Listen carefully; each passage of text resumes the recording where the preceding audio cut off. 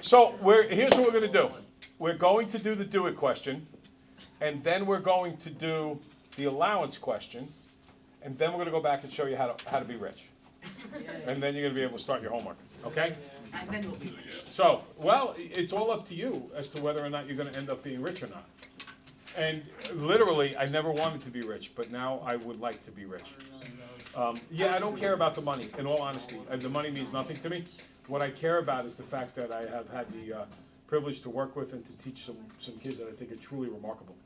And I would love to make sure that I had the power to make their life okay. I remember the moment in time it started to change for me. There was a young Spanish girl in my class years ago, Christine Garcia, I believe her name was. This is going back a long time. And she was an amazing kid. She wasn't a good kid, she was an amazing kid. She was in regular math 8, she was not accelerated. She got outstanding grades. She could have been accelerated. But what made her so special is if she saw someone in the class that was struggling, without even asking me, she would get up, move her seat, sit next to the person that was struggling, and teach them for the period while I was teaching the rest of the class, so that the kid could get caught up. She had such a great heart for people, and such an amazing, just an amazing human being. She's still, I mean, this must have been 20 years ago, and I still think about her all the time. And I do get emotional because I think she's such an amazing kid. And the reason I get emotional is because she was an illegal alien, and she got deported. What? She was an illegal alien, and what that means is she came to the country illegally. She didn't follow protocol, and her parents got caught, and they sent her home. Now, I do believe that you have to have laws for coming into a country, and I'm not someone who believes just anybody should be able to come to America. I definitely don't think like that. But at that point in time, I was so hurt that I wished I owned a company so that I could pull whatever strings were necessary to keep her parents in this country so that she could have stayed here. Because I don't really care. You know, America is on the cusp of changing a lot. The Declaration of Independence says that we have the right to pursue happiness. It doesn't say we have the right to be happy. Okay? You can't make somebody happy. No, listen to me, you cannot make somebody happy. You can't do it. The government can't do it, your friends can't do it. Only the person can make themselves happy. But we want to live in a society that has a structure where you can pursue happiness.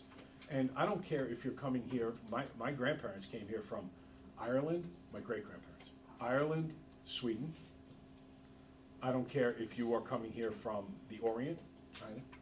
I don't care if you're coming here from Latin America, or if you're coming here from the Middle East. I don't care if your heritage is Islamic. I don't care if it's Jewish. I don't care if it's Hindu, polytheistic, monotheistic. It doesn't make any difference. When people came to America, they came here because they wanted to pursue happiness. They wanted to be able to create a wonderful and awesome future for themselves. And that's very much threatened right now. Our country is shifting. Our country is becoming more like the other countries, where the thought is that the government should make you happy. And that's an extremely dangerous proposition, because throughout history, whenever that's been tried, the people have suffered. Always. Never an exception to that. People have suffered. I get concerned that we are getting into trouble as far as that goes. But if I could own a company, if I had $10 billion, I swear to you, I might keep $1 million of it. I don't care about the rest. It's irrelevant to me. I don't ever want to worship at the altar of money. But I would take people, kids I taught, people I've gotten to know through the years, and I would make sure that they could be the kind of people who would make America strong again, who would make America the kind of country that it's been. That's why your parents came here. In my case, my great-grandparents. Only difference between me and some of your parents is that mine did it a little longer ago, but we all did it. And to give, I want the country put on the backbone of people who want to pursue their dreams. And right now, and this is not just people coming into our country, this is people who've been here for decades. They're saying, gimme, gimme, gimme, gimme, gimme. America's not a gimme country. America is a what can I do for us? What can I do to make our lives better kind of country? And that's very threatened right now, and that needs to stop immediately. So I wish I was rich so I could give the money to the people who deserve it. Okay, a radioactive substance decays by 1/3 each year. I got a question. If 1/3 decays, what part remains? 2/3. 2/3, good, okay. So if the starting amount is 1,452 grams, write a recursive formula. Okay, so with a recursive formula, we always write a sub 1 equals, and that's the first term, and it's 1,452. And then the new term is 2/3 of the previous term. The new term is 2/3 of the previous term. I did this in the last class a couple of minutes ago, well, a little while ago, and I actually made the mistake of mixing up my explicit and recursive forms. So that's why I'm recording this class too, because I wanted to straighten this question out. The new term, a sub n plus 1, is 2/3 of the previous term. It says 1/3. I'm sorry? It says 1/3. Yes, but that's, you gotta think this through. This is tricky, ready? If 1/3 decays, what part remains? Ah. 2/3, okay? So if I wrote out the sequence, it would be 1452, and then 2/3 of 1452 is like 900 something? 968. 968, and then 2/3 of that would be 600 and, what? Si- 20, Over here, 3 goes into that would be, like 2, 23-ish. yeah, so it would be a fraction that comes off of it. But anyway, that's how we do it. Now, the next question is a true to life question. Did I talk about this in class with you guys? I don't know. All right, this is a true thing. I don't remember if it was $5 or $10 a week, but my dad comes up to me, and it's kind of ironic. He was really proud of himself on this one. Anybody here smarter than your parents? Hands down. It's not even close. All right. And I kind of got a kick out of it my whole life when my parents would like try to tell me about my schoolwork. I don't know if you've ever had the privilege of doing this. This was one of the greatest moments. Oh, here we go. Oh, this was great. No. Here we go. Do you know how like you ever go to like grandma, grandpa's house, that kind of thing? Yeah. And there's like usually somewhere in the attic or the basement, there's just tons of boxes. Yes. Well, in one of those boxes are your parents' report cards. And I found the report cards for both of my parents. Oh. And I'm looking at these report cards and I'm going, oh, you can't never tell me about my schoolwork. My report cards are really good. This is not really good. So, If I saw my dad's, I would probably. Yeah, I'm not gonna say. He He cracks his knuckles. so, I was smarter than him. And my mom, I love my mom. My mom's great. But my mom doesn't exactly have the most confidence when it comes to things of intelligence. And I'm not saying she's not smart. She is smart. But she doesn't have that confidence. So, like, I would hang out with really smart people. And when you hang out with really smart people, you pick up very impressive vocabulary.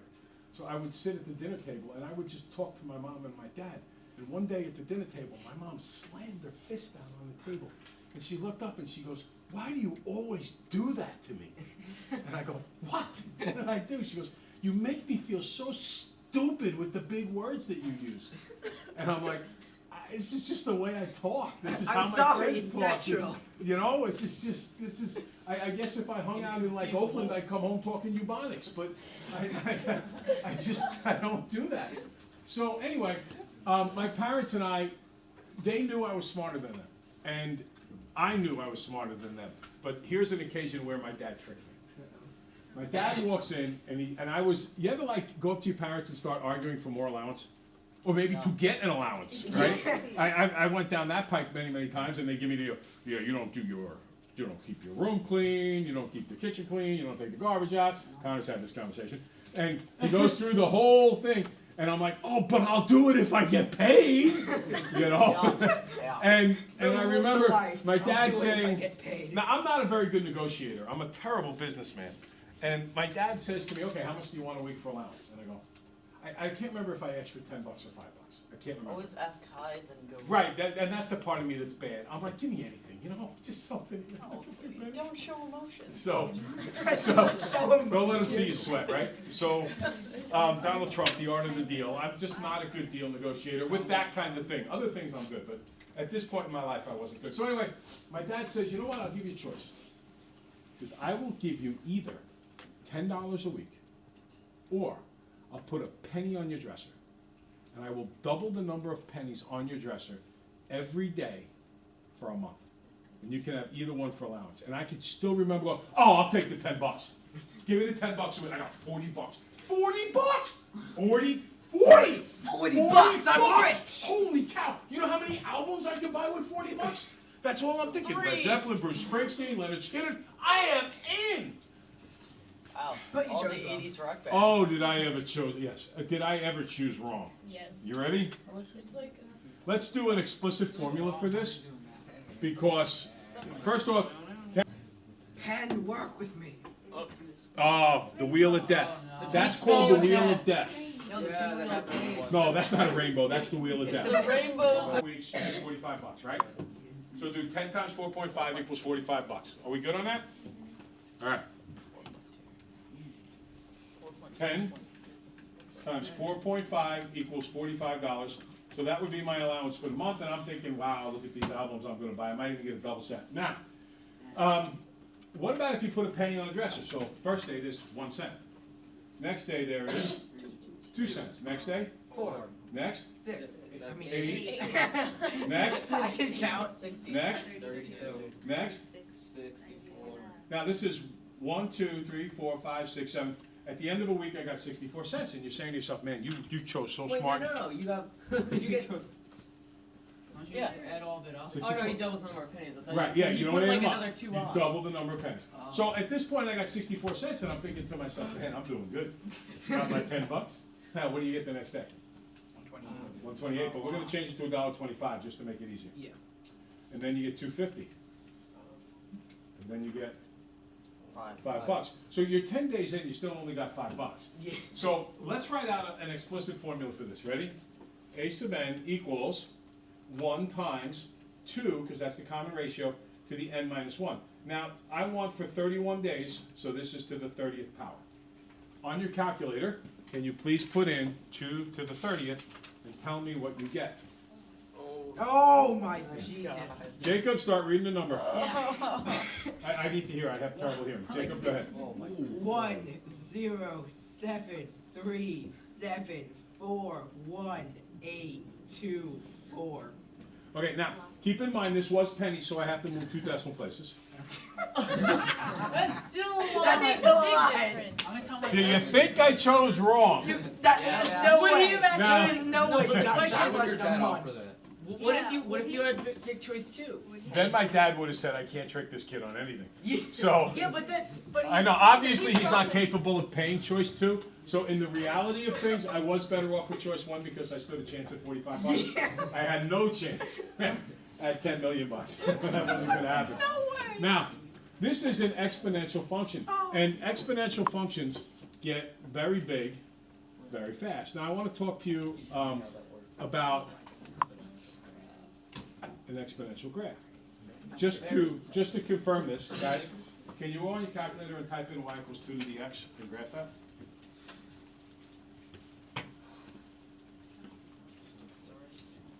Y equals 2 to the x, graph it. I'm gonna trick my mom and tell her to do that. I'm gonna ask my dad. After like 10 days, they give Okay. me $5. Oh, you're gonna try to reverse this on your parents? Yep. Yeah. Easy. In 1 month I'll Okay. do it. It'll work on both of them. My mom's a reading teacher. All right, Yeah. there you go. All right, listen, on the serious side, I want you to notice a couple things. First off, this is an exponential graph. Do you notice how it starts getting really big really fast? Yeah. Exponential graphs have to do with things where the variable is in the exponent. Some natural phenomena that are reflected by this are things like interest.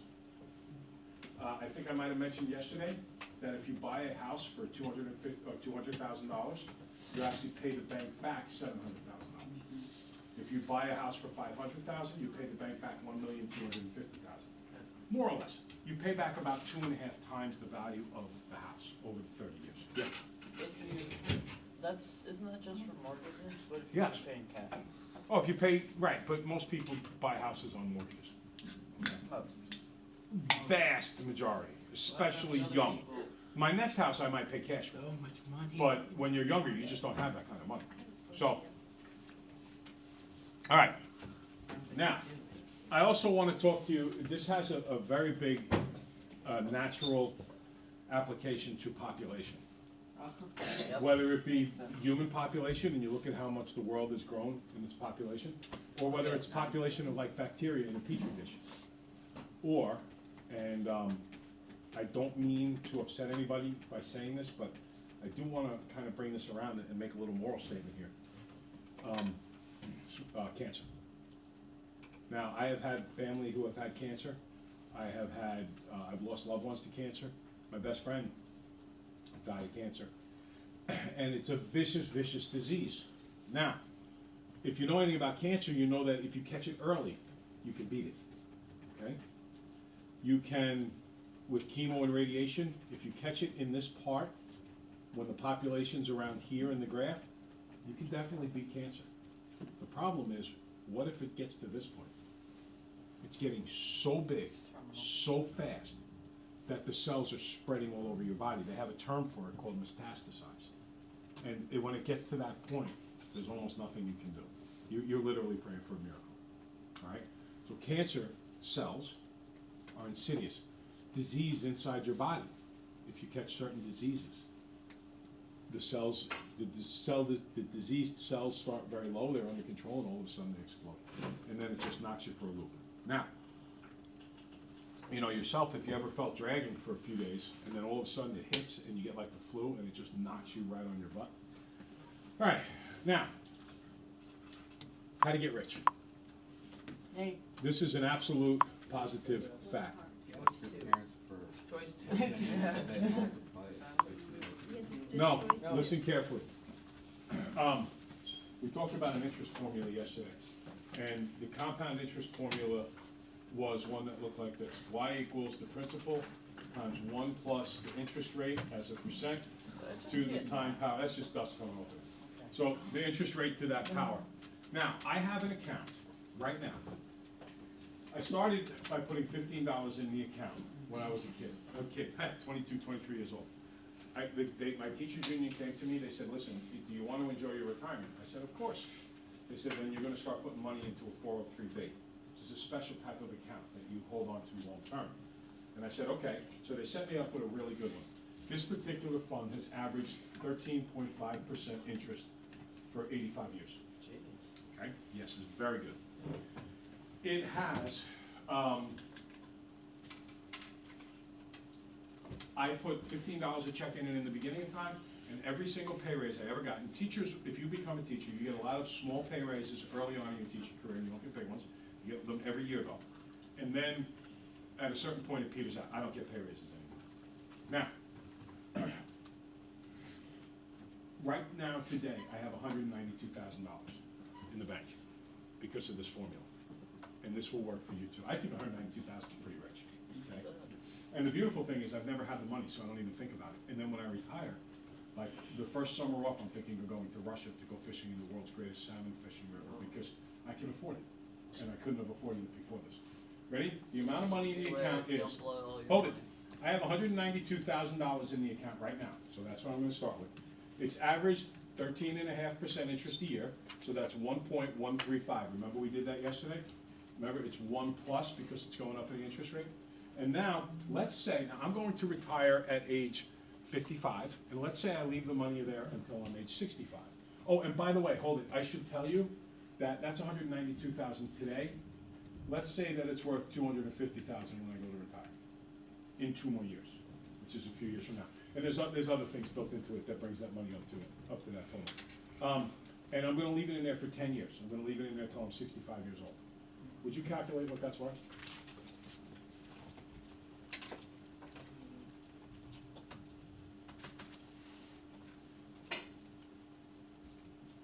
It's gonna be probably like close to 700,000, 650,000.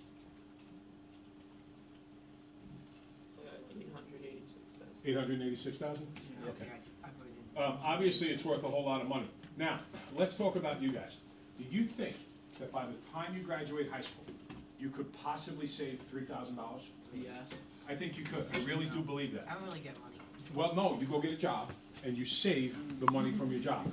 No, listen to, hey, this is very important. If you want to be rich, this will do it. So you get the same fund I have, 1.135. But what makes you rich is not the $3,000. It's how long you leave it in there. You graduate high school, hold it, you graduate high school at 18, you work until you're 65, that is 47 years of work. Do me a favor, figure this out. 3,000 times 1.135 to the 47th power. Somebody look at that, it's gonna be an unbelievable amount of money. 1,153,000. $1.15 million. You make 3,000 by the time you graduate high school, put it in one of these accounts, leave it alone until you retire, and you have over $1 million. And you never have to, that doesn't include all the other money you make in between. What fund did you have at? The American Fund. The American Fund by the Investment Company of America. I don't like working at lunch. Tips and tricks on how to get rich. Well, I'm not a rich man, but what the thing I love about this fund is it doesn't chase wild things. It's very steady. Like some funds will make more in a year, and some will crash in a year. This one stays very stable the whole time.